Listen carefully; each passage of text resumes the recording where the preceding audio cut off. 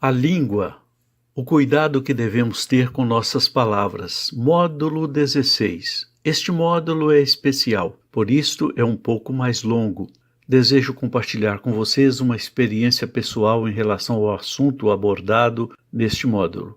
Dias atrás eu estava sendo impulsionado a falar mais, a dar mais ênfase sobre o lado positivo daquilo que eu havia falado no módulo 7 desta série a respeito da língua. Embora naquele módulo, o 7, eu tenha abordado a respeito da morte e da vida estarem no poder da língua, neste módulo meu desejo era e é enfatizar o lado positivo, que a vida está no poder da língua.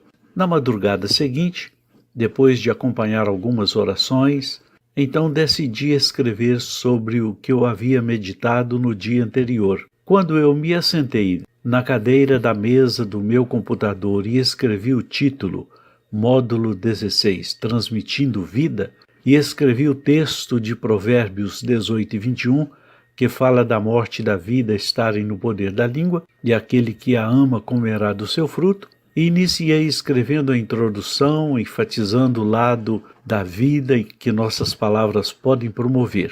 Quando cheguei a este ponto, eu senti como se alguém estivesse ao meu lado e as palavras me vinham inspiradas na mente. Eu vou abrir aspas para as palavras que me foram ditas pelo Espírito Santo. Abro aspas.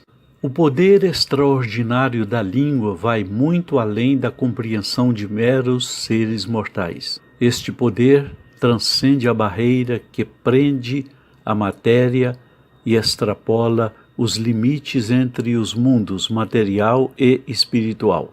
O ponto de partida é aqui, começa no cérebro, quando você decide formular as palavras e é executado pela boca com a articulação feita pela língua e as cordas vocais. Quando você diz, Deus te abençoe, a paz do Senhor, graça e paz, a paz de Deus, Deus te guarde, Deus te proteja, louvado seja aquele que se assenta no trono, e expressões pacíficas, emitidas com sinceridade, elas saem como flechas impulsionadas pelo experiente arqueiro para acertar o alvo.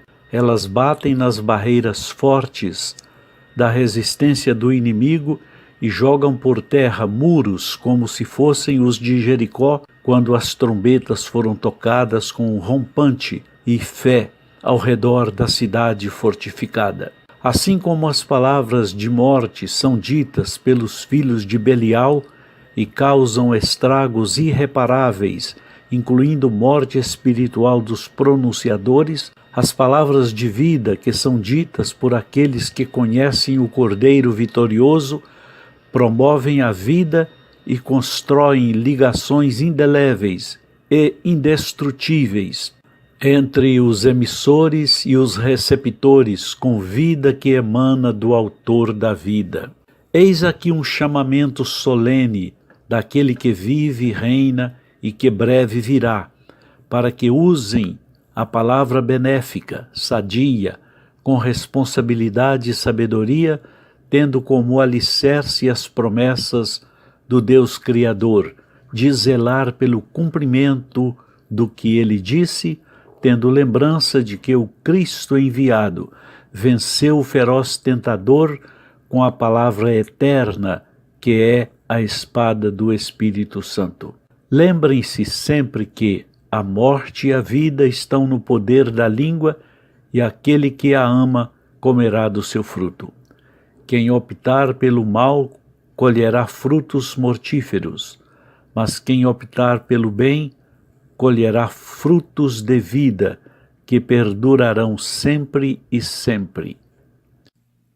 Permitam que o Espírito Santo tome suas palavras sadias e verdadeiras, embebidas pelo óleo, e se transformem em marretas que esmiuçam as pedras, em flechas certeiras que atingem os alvos, os carros velozes que vencem as barreiras, em perfumes não sentidos pelos humanos e que afastam o odor fétido das contaminações da podridão que infecta a humanidade.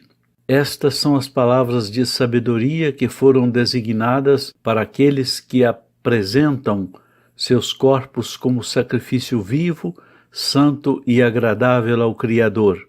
Os frutos a serem colhidos serão na proporção de 30, de 60 e de 100 por um, conforme disse o desejado de todas as nações, o Alfa e o Ômega, o princípio e o fim, o que era, o que é e o que há de vir. Fecho aspas. Assim me disse aquele que estava ao meu lado enquanto eu escrevia usando o teclado do computador.